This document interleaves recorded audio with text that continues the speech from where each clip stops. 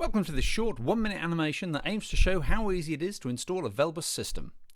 Traditionally, all the light control connections would be made at each switch or ceiling rows, which greatly limits the switching options and prevents any future changes without major physical adjustments. That switch will only ever control that lamp. Imagine a system where you can make major operational changes within a few seconds. Start by adopting a digital solution. Just wire each light circuit or group of fittings back to a common control cabinet with normal T&E cable, free of junction boxes and fiddly switch connections.